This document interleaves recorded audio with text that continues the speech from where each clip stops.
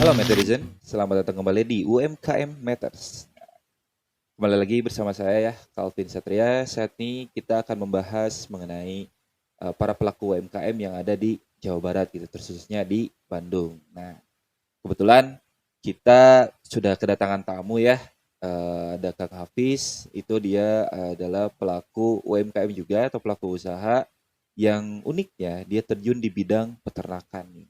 Nah, kan biasanya nih para pemuda atau Gen Z itu sukanya kerjanya di barista gitu ya atau di event-event gitu sebagai panitia atau ya pekerjaan-pekerjaan yang eh, good looking lah ya, yang harus punya setelan bagus gitu. Nah, uniknya beliau ini dia terjun nih di bidang peternakan nih, yang mana bagi Gen Z atau pemuda itu paling dihindari gitu ya teman-teman. Nah, mungkin kita langsung aja nih ya, udah ada Kang Hafiznya, kita langsung sambut aja Kang Hafiz. Sip. Halo Kang Hafiz. Halo Mas Kalvin, Halo, gimana perjalanan ke sini? Aman? aman Mas. Gimana Oke. kabarnya Mas? Aman-aman, baik-baik. Lagi good mood nih Oh, lagi kebetulan. good, good. Oke. Nah, gimana tadi perjalanan di sini macet kah atau kayak gimana kah? Kebetulan tadi lancar Mas. Lancar. Eh, Macet-macet sedikit aja. Nah, karena setahu saya kan Kang Apis dari Uber ya. Nah, Betul. jalur-jalur Uber tuh kok wah jalur-jalur macet kan. Biasanya pagi-pagi tuh macetnya luar biasa. Prosesnya luar biasa. Oke. Betul. Untungnya berangkatnya mungkin lebih pagi ya Lebih dari Kang pagi tadi. Hapisnya. Betul. Oke. Nah, teman-teman, kita di depan ini udah ada Kang Hafiz ya sebagai pelaku usaha dari peternakan nih, teman-teman. Mungkin kita akan langsung aja mulai duduk dengan santai, siapin cemilan dan kita akan ngobrol nih dengan Kang Hafiz. Oke, ini langsung aja ya Kang Hafiz ya, kita Siap, akan ngobrol-ngobrol nih. siap. Sebenarnya aku penasaran nih, kenapa Kang Hafiz pada akhirnya memikirkan atau terjun nih ke dalam bidang peternakan nih. Maksudnya kan yang tadi aku bilang kalau misalkan seumuran kita tuh peternakan tuh kayak nggak dipikirkan gitu. Malah Betul. pengennya kayak kerja di kantoran gitu, Ya, terus eh di barista kan kayak ya kerja-kerjaan yang bisa update di sosial media lah ya, yang bisa naikin value lah kalau gitu. Nah, gimana nih? Kenapa pada akhirnya peternakan nih, Kang? oke. Sebetulnya peternakan ini dulu ya, pada saat 2020 eh, hal yang paling saya hindari. Betul yang tadi Hmm, Mas Calvin sama bilang berarti bahwa ya sama ya, dihindari. saya mikirnya kerja kantoran ataupun jadi barista. Hmm. Awalnya mikir gitu. Cuman mungkin ada kakak yang membuat saya sadar gitu ya. Oh, sadar ya. Kenapa eh, kerja lapangan itu lebih enak dibanding kerja kantoran. Oh iya ya. Ya, karena pada saat itu awalnya kakak saya yang terjun di dunia peternakan, khususnya di peternakan ayam. Beliau ngajak saya keliling visit ke kandang-kandang yang memang eh, beliau jalani gitu. Pada saat itu ternyata asik Mas. Kenapa? Karena ya seperti apa ya, main ke kandang ayam yang isinya tuh makhluk hidup sebetulnya. Makhluk hidup yang harus kita rawat seperti kita ngerawat bayi gitu. Oh iya iya. Dari situ awalnya eh, beberapa kali saya diajak visit ke kandang dan akhirnya tergiur dari situ untuk mulai bisnis gitu. Akhirnya mungkin dari keluarga saya dimodali untuk usaha tersebut. Ya akhirnya saya berjalan di dunia peternakan dan asiknya kerja lapangan memang lebih enak dibanding kerja kantoran.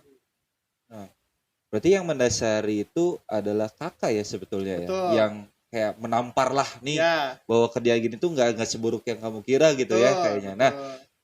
sebenarnya apa sih yang membedakan gitu kan tadi bilang kalau kerja lapangan itu lebih enak gitu ya ketimbang kerja kantoran nih. Nah, apakah sih yang menurut Kang Hafiz tuh menjadi pembeda banget gitu bahwa kerja lapangan itu lebih enak gitu baru kerasanya itu sekarang gitu. Ya, dulu mungkin mikirnya kalau kerja kantoran kita ketemunya sama klien, terus misalkan kita kerjanya di atas komputer atau laptop depan depan komputer.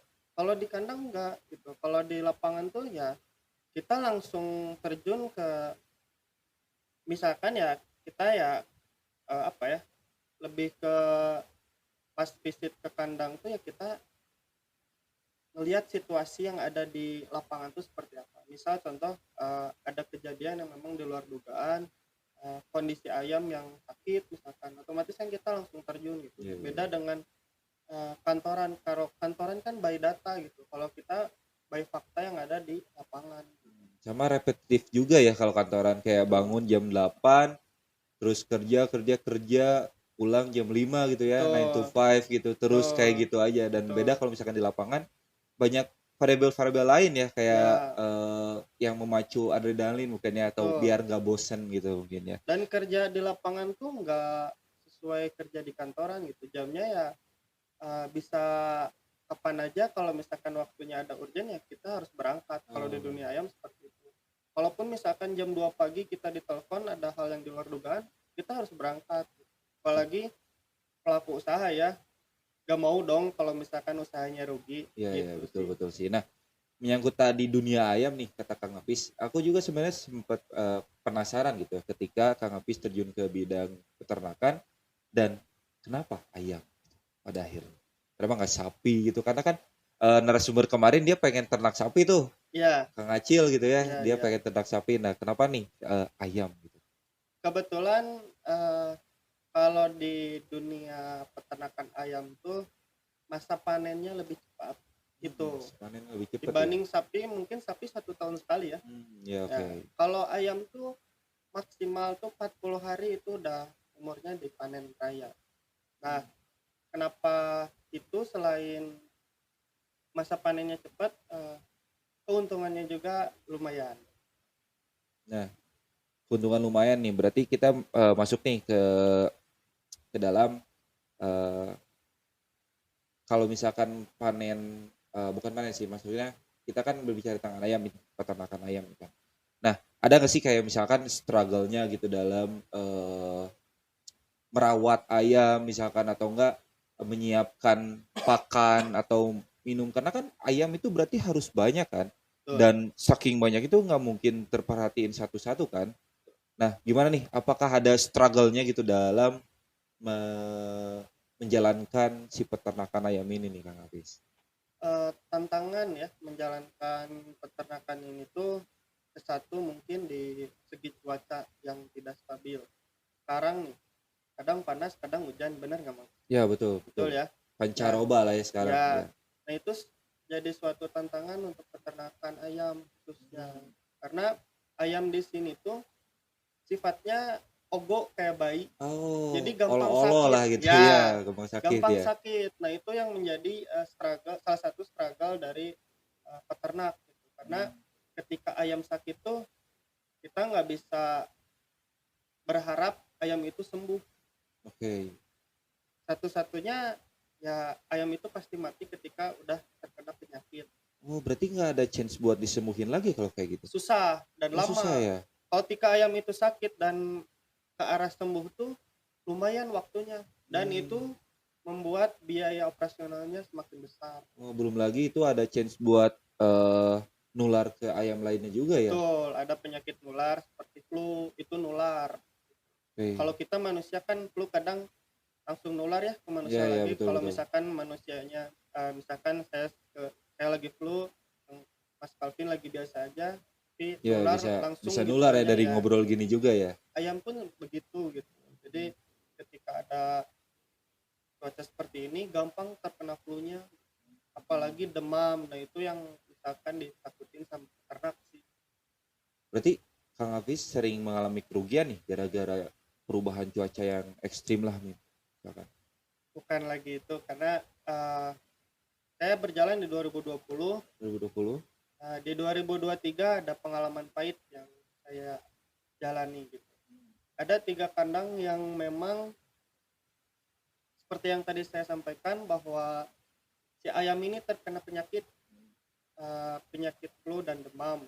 Itu nyebar. 3 kandang ini menyebabkan kerugian. Sebagian besarnya ya sekitar 60% itu ayam pada mati, Mas.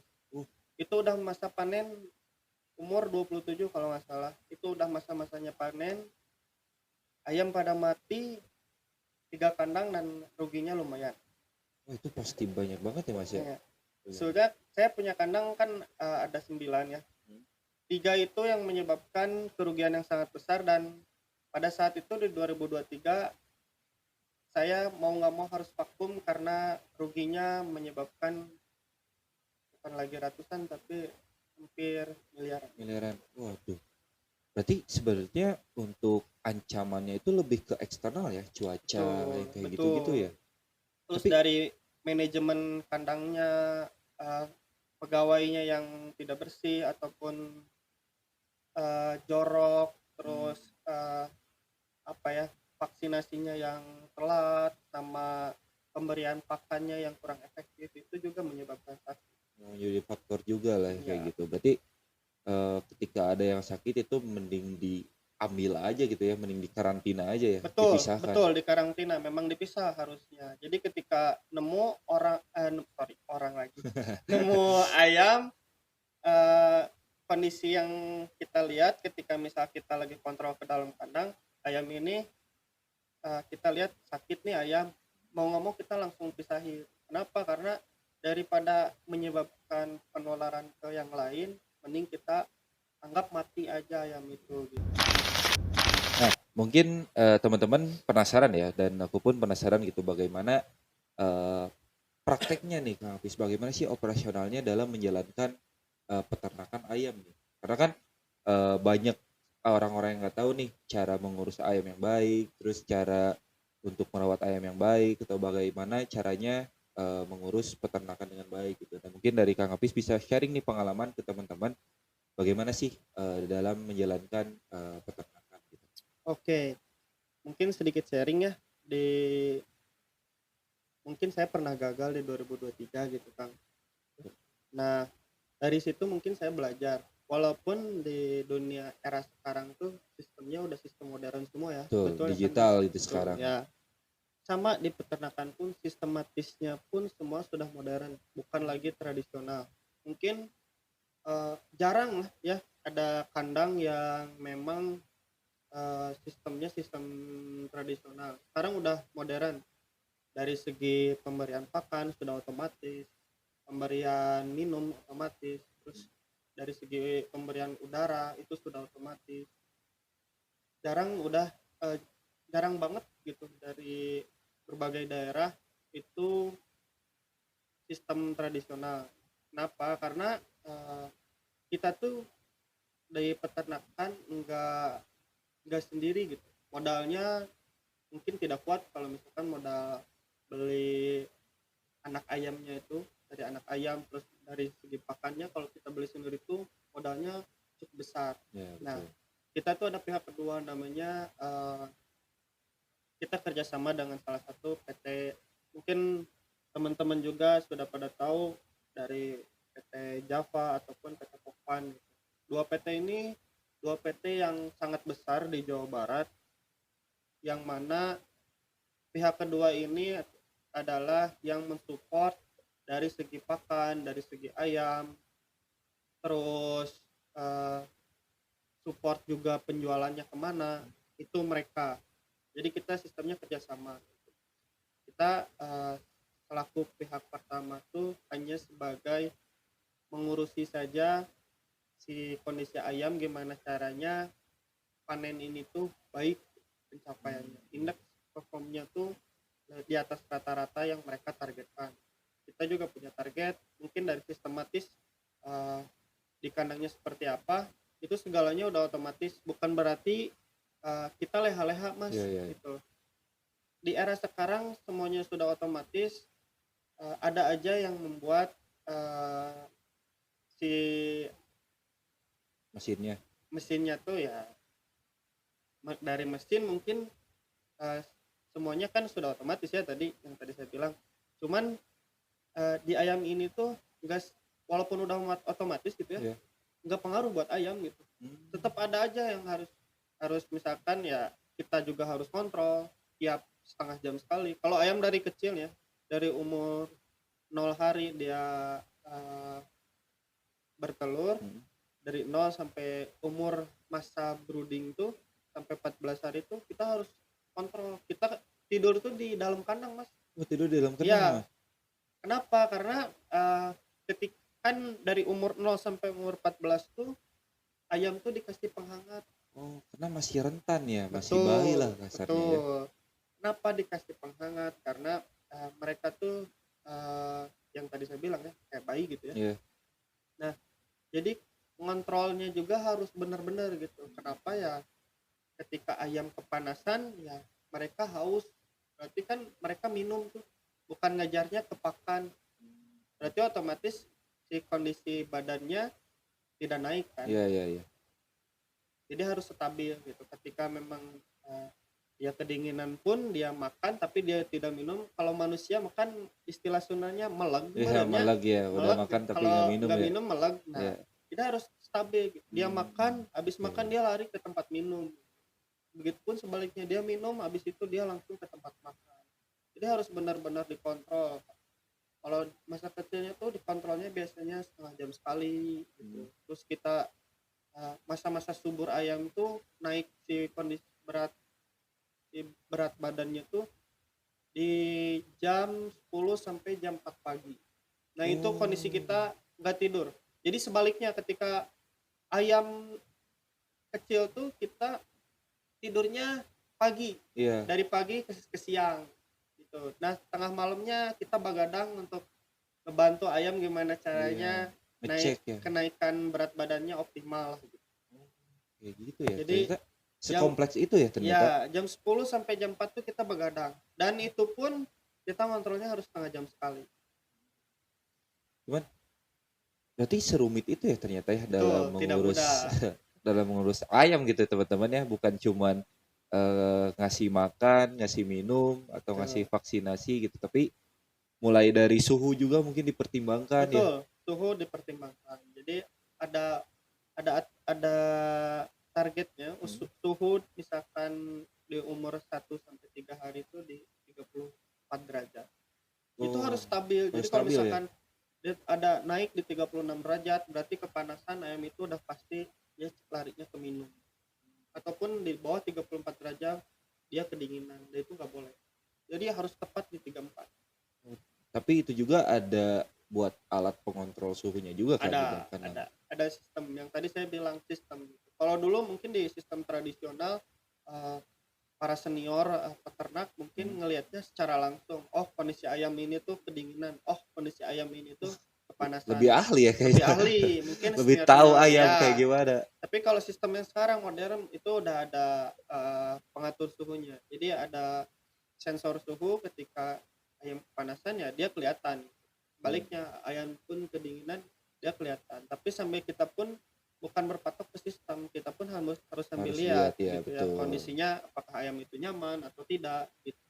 Ya, jadi teman-teman untuk beternak memang sulit gitu ya. Memang banyak hal-hal yang harus diperhatikan untuk menunjang dari ternak itu sendiri gitu. Cuman kan sekarang udah digital ya Mas ya, udah modern, banyak alat-alat untuk penunjang dari hal-hal yang tadi disebutkan gitu, dan nggak menjadi alasan juga buat Kang Hafiz untuk menyerah gitu melihat dari segala kerumitan yang ada di peternakan tersebut ya Kang Hafiz ya.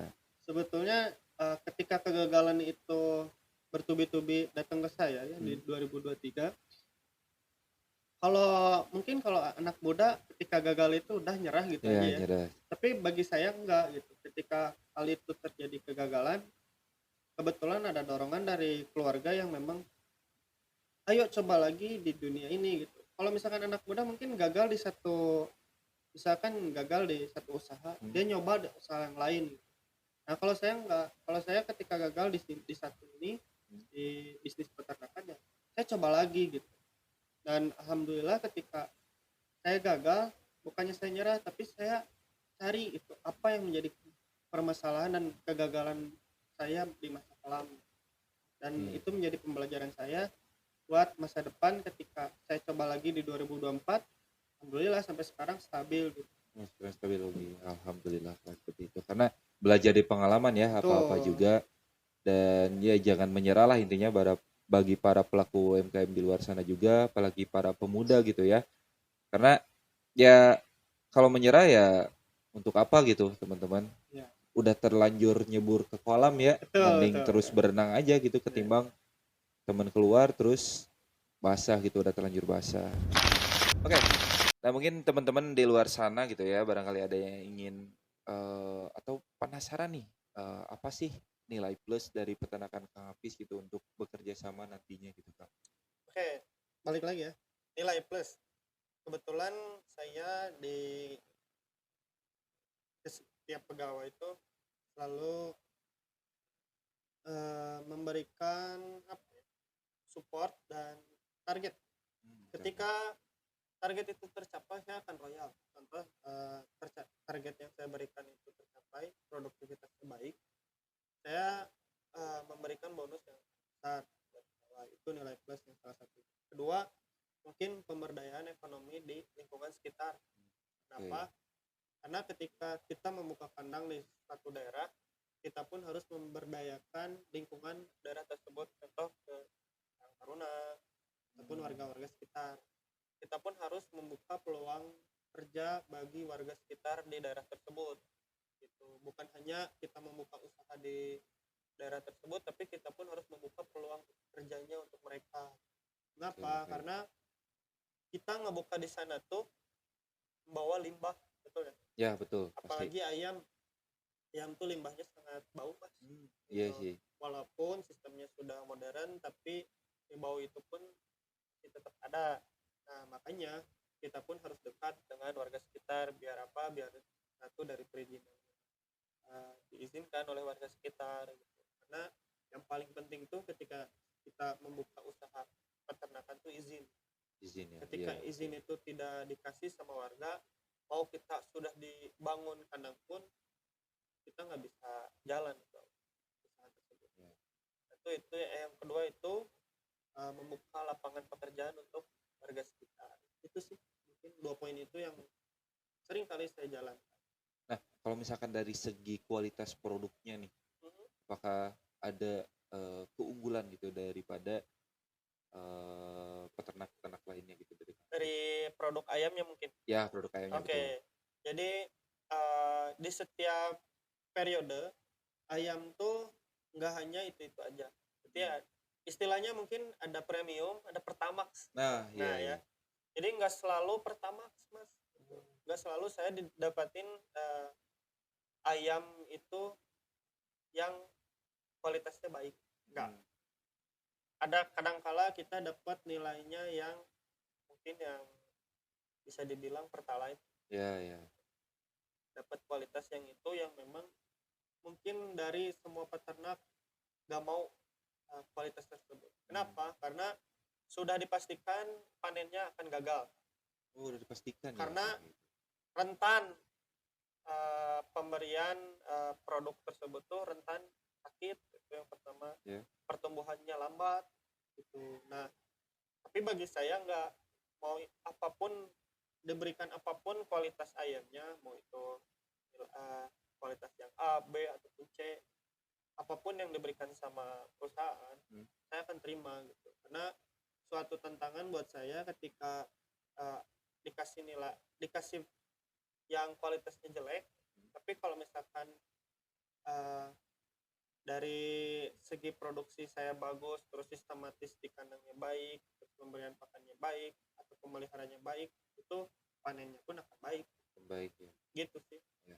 Dan melihat dari dengar tadi peternakan Kang Hafiz sendiri dari segi operasional itu perawatan itu bisa dibilang baik ya, maksudnya bisa menunjang kualitas dari si ayamnya ya. Dan itu bisa menjadi nilai plus mungkin bagi peternakannya Kang Hafiz nih teman-teman. Nah mungkin kita udah di akhir segmen ya. Dan apakah mungkin dari Kang Hafiz sendiri ada pesan-pesan nih untuk para pelaku UMKM di sana khususnya para Gen Z dan para pemuda nih yang lagi bergelut lah dengan usahanya dia gitu. Sebetulnya pesan ya, saya selalu ingat kutipan yang selalu apa ya, digaungkan sama Raffi Ahmad gitu. Raffi Ahmad ya. Nah, saya selalu terbayang-bayang sama kata-kata beliau gitu. Jadi intinya kalau mau sukses harus mau capek, kalau nggak mau sukses betul. ya jangan, kalau nggak mau capek jangan harap kamu sukses gitu. Nah, ketika di ayam ini kata-kata tersebut tuh tergaungkan di pikiran saya, ya kerja jam berapapun, berangkat jam berapapun, ya kita harus mau berkorban karena target lu sukses, jadi ya lu harus berkorban tanpa melihat jam berapa kalian berangkat. Itu sih. Jadi intinya kalau mau sukses jangan jangan kalau mau sukses harus mau capek, jangan berharap kalau mau sukses harus mau capek. Iya, ya. Kalau misalkan gak mau sukses ya jangan harap kalian juga mau sukses gitu. Iya, Kalau betul. misalkan gak mau capek gitu. Betul Gitu ya, sih. teman-teman. Jadi kalau misalkan kalian mau sukses, ya kalian harus capek lah kasarnya ya. Ya, Dan itulah dan pokoknya. kalau misalkan kalian nggak mau capek, jangan harap kalian sukses Sukses. gitu. Oke, tadi kita sudah berbincang ya mengenai bagaimana peternakan ini dijalankan, mulai dari rumitnya ya operasional dari si peternakan ini, terus bagaimana latar belakangnya Kang Hafiz pada akhirnya ingin membuat peternakan, dan bagaimana akhirnya Kang Hafiz sendiri memiliki peternakan yang bisa dibilang dengan produktivitas yang kualitasnya baik lah ya, dengan alat-alat yang menunjang itu. Nah, terima kasih Kang Hafiz sudah hadir di podcast Sama-sama UMKM Mas Matters. Kalvi. Mohon maaf nih, sederhana banget ya. Nggak, bagus sekali. Dan maaf juga kalau ada kata-kata yang kurang berkenan. Aman sih, kita santai aja di sini ya. Nah, Nah, oke, teman-teman. Terima kasih ya telah mendengarkan episode kali ini gitu ya di UMKM Matter Podcast gitu. Nah, saya harap kalian menikmati gitu ya hasil dari diskusi ini, hasil dari podcast ini, dan ambil intisarinya, ambil ilmu yang bermanfaatnya, dan seperti yang Kang Hafiz bilang, sukses itu harus capai ya teman-teman. Nah, jika kalian ingin tahu topik apa selanjutnya yang akan kita bawakan, follow Instagram kita @umkmatters, dan jangan lupa juga untuk subscribe di channel YouTube kita di bawah ini ya, tinggal tekan aja, di like juga, subscribe juga, dan see you in the next podcast. Thank you. Oke, Don kah? alhamdulillah.